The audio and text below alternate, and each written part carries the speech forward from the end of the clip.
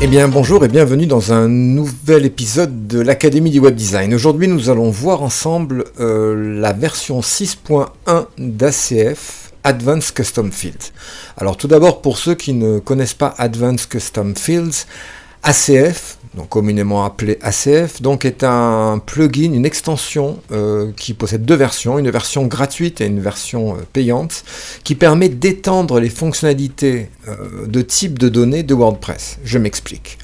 Par défaut, WordPress sait gérer des articles et des pages, donc c'est parfait pour un CMS, mais il est des projets où l'on souhaiterait utiliser d'autres types de données, notamment par exemple des biens immobiliers, des films de cinéma, des musiques, des partitions, bref, un ensemble de données cohérents et différents des types de données de base de WordPress. Et c'est la raison pour laquelle, généralement, on va utiliser deux extensions pour cela. Alors, ACF, dans un premier temps, pour créer ce qu'on appelle des champs méta, donc des metafields, des champs additionnels de données que l'on va inscrire dans le framework de WordPress.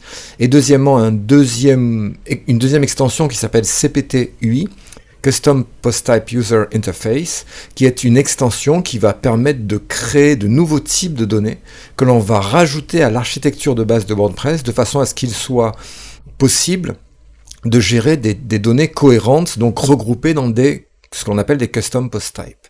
Alors jusqu'à présent, on avait besoin de ces deux extensions pour réaliser l'opération. À partir de la version 6.1 d'ACF, on va réaliser les deux parties, les deux volets qui composent un type personnalisé directement à partir de ce plugin. Donc on va pouvoir à la fois créer des groupes de champs, des champs personnalisés, mais également on va pouvoir créer des types de données personnalisés.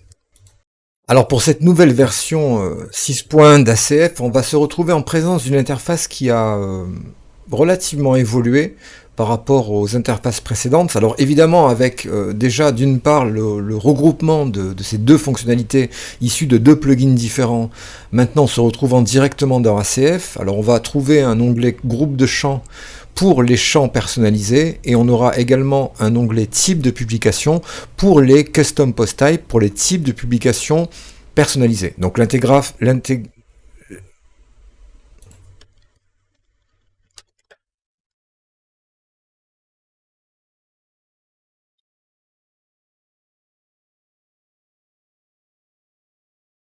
je trouve l'interface très intéressante.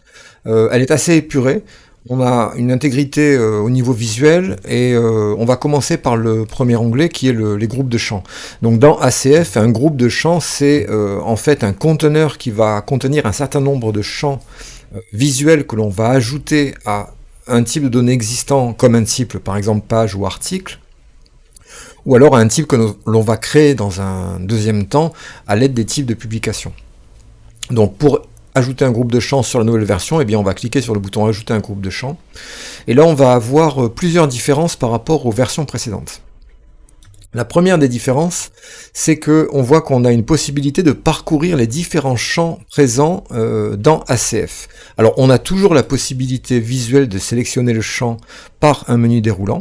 On a donc une classification par type de données basiques, de contenu, de choix, les types relationnels pour créer des liens entre des types de données notamment, ou des taxonomies, et également des champs avancés, donc basés généralement sur du JavaScript ou du jQuery, tels que des Google Maps, des sélecteurs de dates, de couleurs, etc.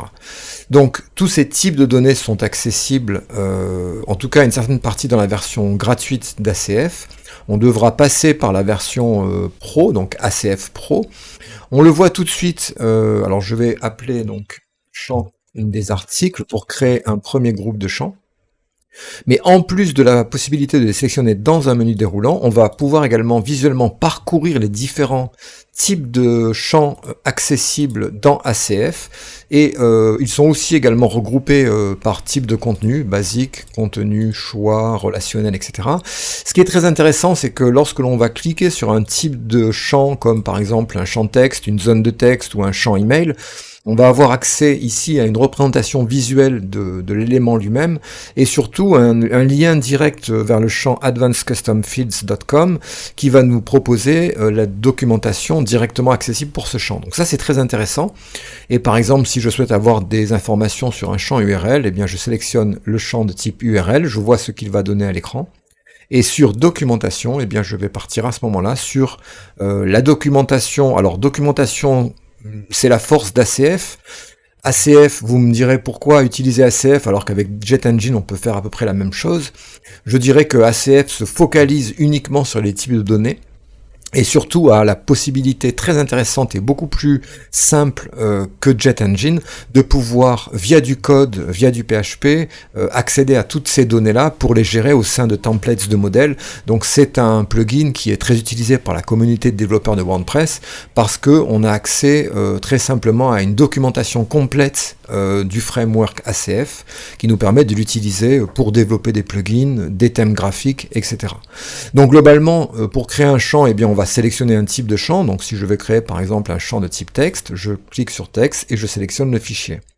Alors je vais avoir plusieurs tabs qui vont être à ma disposition, qui vont me permettre de bâtir une structure assez complexe, hein. Si on veut aller assez loin avec cet outil, on peut y aller, notamment divisé par des options générales. Alors évidemment les options essentielles, le libellé du champ, hein, par exemple titre du document, voilà, c'est un champ qui pourrait s'appeler titre de document, donc il va me générer automatiquement un slug, c'est-à-dire un nom, disons, sanitized, on dit en anglais, hein, c'est-à-dire épuré, où on va remplacer les espaces par des tirets bas, où on va enlever tous les accents, etc., les majuscules, pour avoir un mot très simple. C'est une représentation interne.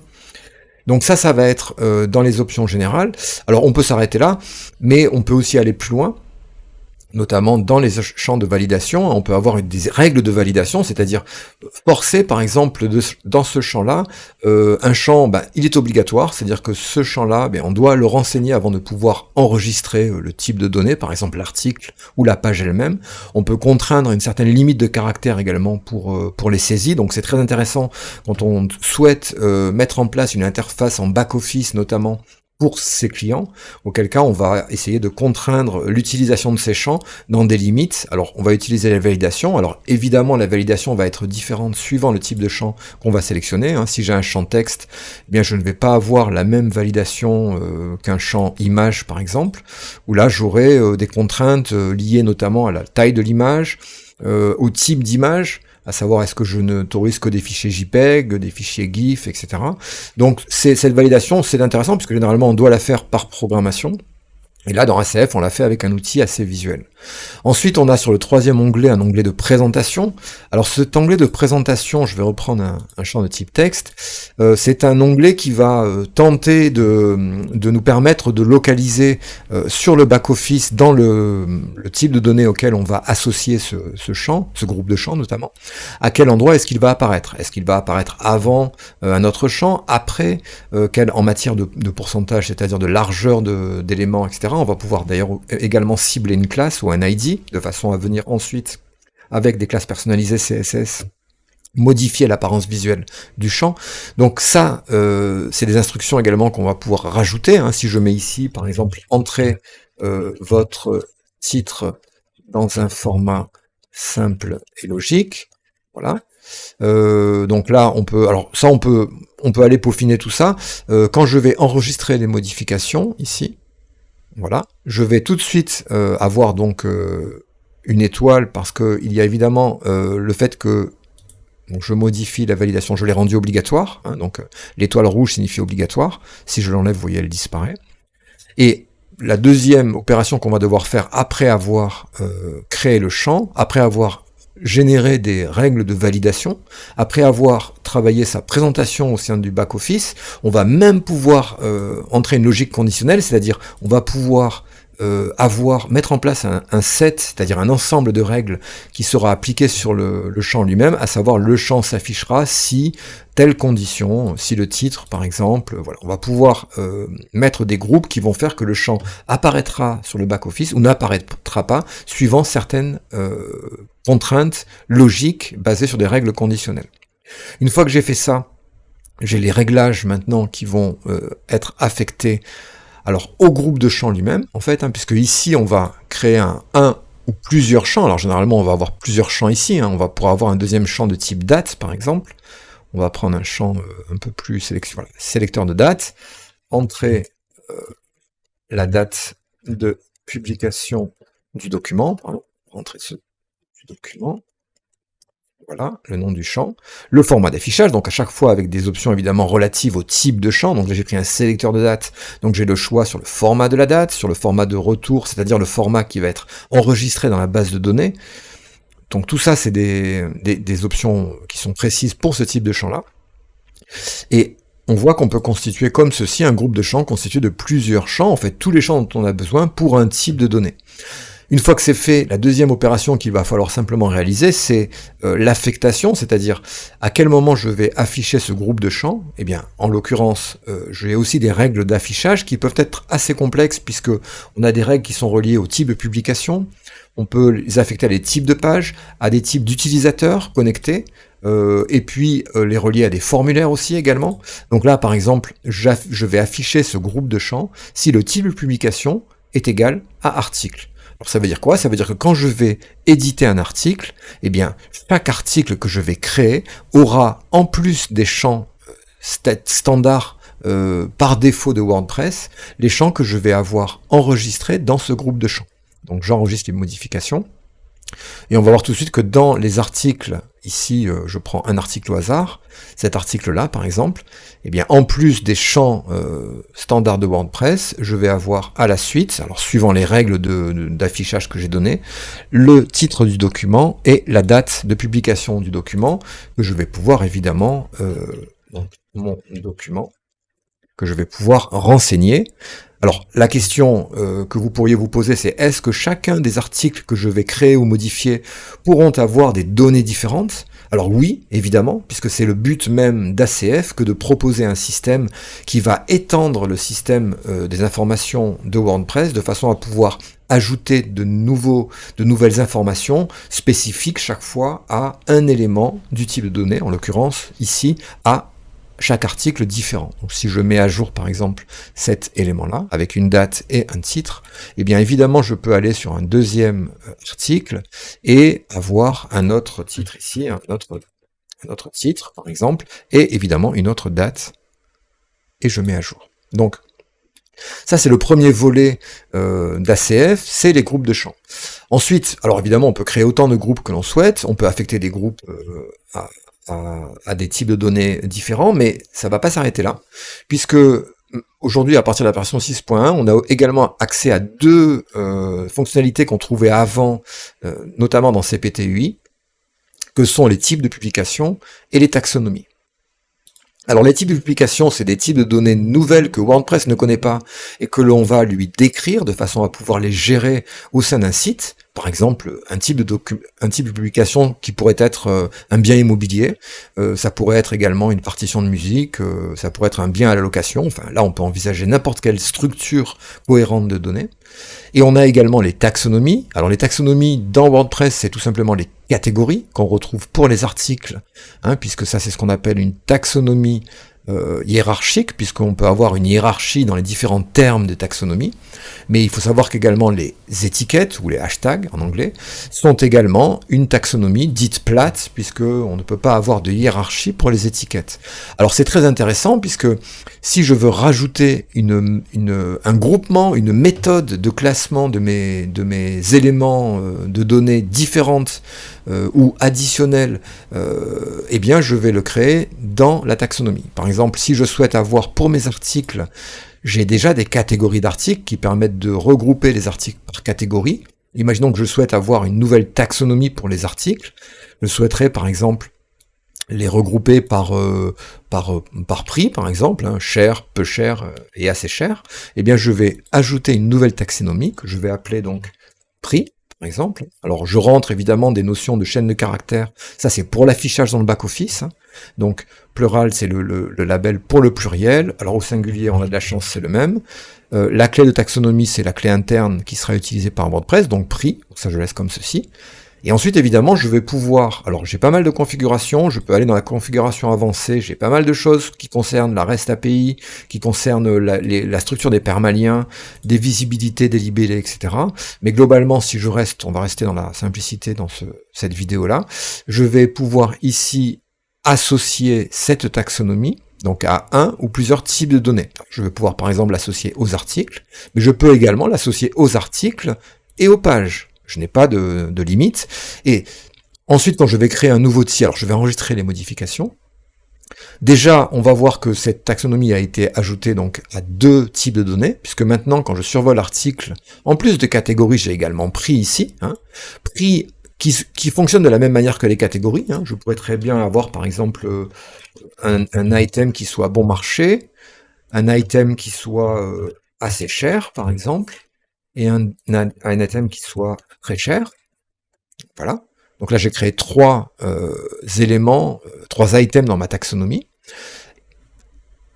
Quand je reviens dans les articles, puisque je l'ai associé aux articles, et bien quand je vais modifier un article, en plus de la catégorie qui apparaît ici, classé, non classé, je vais avoir le prix, qui est une taxonomie. Donc alors si je saisis, je peux créer ici des termes dans la taxonomie, ou alors taper les premières lettres des termes pour faire, par exemple, ici, associer assez cher, mettre à jour, et ensuite revenir dans un autre article, par exemple, et venir ici, venir ajouter très cher, par exemple, et mettre à jour. Donc du coup, ça veut dire que je vais pouvoir maintenant trier, classifier, récupérer mes éléments par une nouvelle méthode de tri, de regroupement, qui est cette nouvelle taxonomie que j'ai appelée prix.